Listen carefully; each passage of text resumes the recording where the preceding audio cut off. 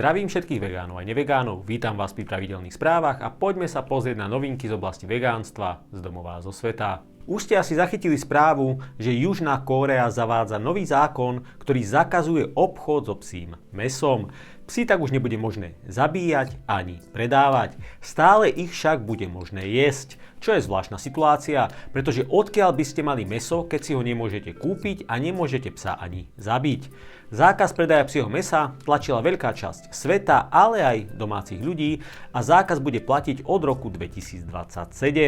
Obhajcovia zvierat to považujú za obrovské a historické víťazstvo. Ja sa tu však musím spýtať jednu otázku. Čo si myslíte, že ľudia budú jesť namiesto psov? Mrkvu? Kapustu? Alebo budú namiesto toho jesť viac prasiat, kráv a sliepok? Vo svete karnizmu platí zásada, že ak nemôžete jesť jedno zviera, musíte ho nahradiť iným zvieraťom. V Afrike tak pridávajú do jedálnička ľudí zebry. Európa sa rozhodla, že zas nahradí niektoré zvieratá tým, že ľudia budú jesť červy a rôzny hmyz. Psia lobby bojovala v krajine až do konca, aby mohol byť predaj mäsa zo psa zachovaný. Najťažšie nesie v krajine zákaz staršia generácia, kde jeden človek povedal: toto je zásah do slobody ľudí jesť to, čo majú radi.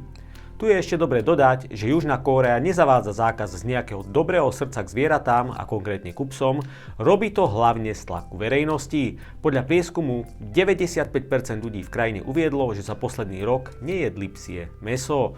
Toto je teda dobrá správa pre psov, ale zlá správa pre prasatá, kravy a sliepky. Na Slovensku trpí nadváhou alebo obezitou 60 až 70% ľudí. Nová štúdia financovaná mliečnym priemyslom nám prináša odpoveď, prečo tomu tak je. Vegánske alternatívy stoja verejnosť o 30% viac na kalóriu ako ekvivalenty mliečnych výrobkov alebo mäsa, odhalila nová štúdia. 16-mesačná štúdia dospela k záveru, že mäsové a mliečne výrobky prinášajú spotrebiteľom oveľa viac peňazí ako rastlinné alternatívy. Toto prezentuje hrdo mliečny priemysel na základe výsledkov štúdie. O čo teda ide? Počas 16 mesiacov sa pre účely štúdie nakupovali v obchodoch vždy porovnateľné alternatívy. Mäso a k nemu vegánske mäso. Mliečne výrobky a k ním vegánske mliečne výrobky. Zaznamenali sa potom kalórie na 100 gramov. Výsledkom je, že mäso a mliečne výrobky majú viac kalórií na 100 gramov, čo prezentuje živočíšny priemysel, že sa jedná o kvalitnú výživu a že tá vegánska je teda nekvalitná. V skutočnosti je situácia opačná. Nemocnice totiž nie sú plné ľudí s nedostatkom kalórií. Práve opačne. Veľká časť ľudí sa snaží neúspešne znižovať svoj príjem kalórií cez rôzne diety, ako je keto, paleo, zelené, šľahačkové, väčšinou len s výsledným jojo efektom. A táto štúdia ukázala, prečo vegáni majú najnižšie BMI z celej populácie a prečo teda majú zdravú váhu, najmenej chronických chorôb a prečo sa dožívajú vyššieho veku. Pomôžem si prednáškou od Radka Látala. Prakticky jediný parameter, kedy sa cítite najedení, je, keď máte zaplnený žalúdok. Pri zaplnení mäsom a mliečnymi výrobkami je to však príjem obrovského množstva kalórií na daný objem, čo má za následok nadváhu a obezitu. Naopak, vegánska strava, dokonca aj tá zložená z ultraspracovaných potravín, má na rovnaký objem menej kalórií. A to nám práve ukázala aj táto štúdia. Preto sú na tom vegáni v priemere lepšie ako karnisti, či už po vizuálnej alebo aj po zdravotnej stránke. Tu musím teda mliečny priemysel aspoň raz pochváliť, že ukázal na vedeckej štúdii a jasných číslach, prečo je to zdravotný problém, ak ľudia jedia mäso a mliečne výrobky. Okrem vysokej kalorickej denzity mliečnych výrobkov a mäsa, ktoré sú spájané s obezitou a nadváhou, ich konzumácia je spájana aj so zvýšeným rizikom rôznych druhov rakoviny, cukrovky, kardiovaskulárnych ochorení, demencie, aterosklerózy a mŕtvice. Niektoré médiá sa netajia tým, že otvorene bojujú proti vegánstvu.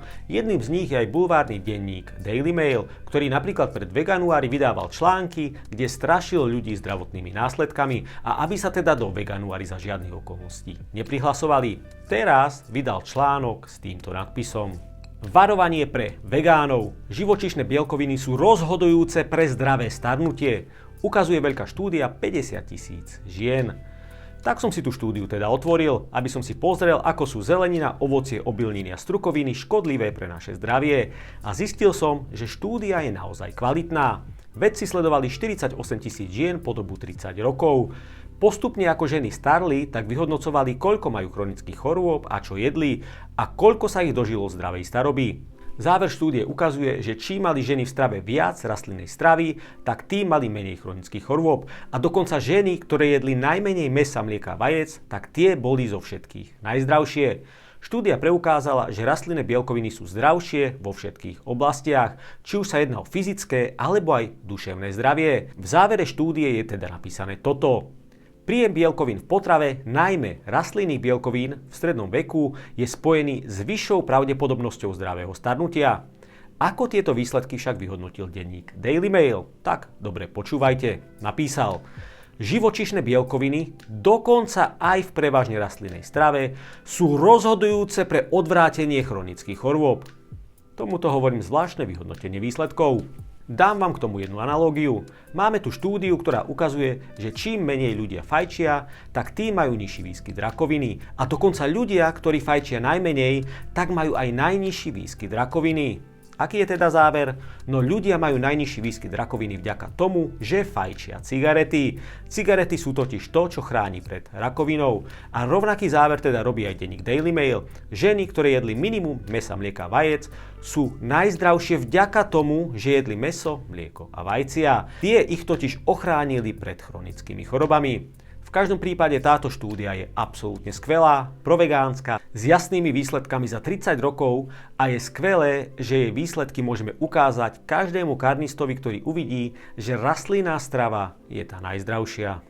A máme tu ďalšie rozhodnutie súdu ohľadom zmetenia spotrebiteľa pri označovaní vegánskych výrobkov.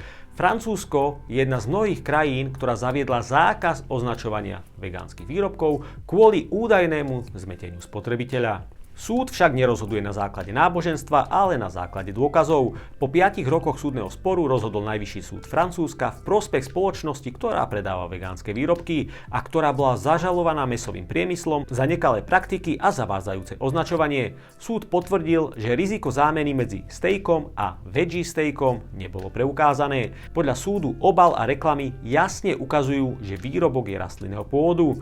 Toto rozhodnutie je pre Francúzsko problém. Je to totiž prvá krajina v Európe, ktorá zákaz zaviedla a okrem toho sa teraz snaží zakázať aj laboratórne mäso. Všetko pre ochranu živočíšneho priemyslu, avšak návonok prináša výmysly o ochrane spotrebiteľov pred zmetením. Francúzska vláda teraz čaká na stanovisko Európskeho súdneho dvora, aby objasnil, či je zákaz označovania vegánskych výrobkov v súlade s právom Európskej únie. Pokiaľ by však bol zákaz neplatný, tak podľa pravidiel by sa mohli vrátiť vegánske označenia až po 12 mesiacoch od schváleného platného zákona, ktorý by zrušil zákaz. Čo je zvláštne pravidlo. A máme tu historicky prvé schválenie laboratórneho hovädzieho mäsa na našej planéte, aby sa mohlo predávať verejnosti. Jedná sa o schválenie pre izraelskú spoločnosť Aleph Farms. Toto oznámenie predstavuje kritický krok v globálnych pretekoch. Rok 2024 je prelomovým rokom pre napredovanie regulačných ciest a komercializáciu pestovaného mäsa, uviedla spoločnosť. Aleph Farms už získala rozhodnutie od hlavného rabína Izraela, ktorým vyhlasuje svoj dopestovaný steak za košer a pracuje aj na dosiahnutí certifikácie halal, ktorá uznáva stravovacie potreby rôznych náboženských komunít. Laboratórne mäso tak má byť dostupné pre všetky rasy a náboženstvá na našej zemi. Mnohí uvádzajú, že pestované mäso má potenciál udržateľným spôsobom riešiť celosvetovú produkciu potravín, aby nasýtil svet a dosiahol globálnu potravinovú bezpečnosť. Ja by som povedal, že by to vyriešila rastlinná strava, ale vo svete karnizmu sú pre okamžité riešenie najlepšie práve laboratórne výrobky. To zaistí ľuďom, aby aj naďalej ostali vo svojej viere jedenia zvierat, ale bez toho, aby akékoľvek zviera zabili. A nakoniec si dáme jedlo týždňa. Strukoviny by ste mali jesť každý deň. Taký cícer alebo fazuľa nebýva často v jedálničku problém. Ale čo taký hrach a šošovica? No jednou z možností je, že si vyrobíte tofu. Výroba je naozaj veľmi jednoduchá a máte zrazu tofu, ktoré môžete využívať a pritom jesť hrach a šošovicu pravidelne. Môžete to krájať a používať vo varení úplne rovnako ako tofu. Celý jednoduchý postup nájdete na YouTube kanáli Herman.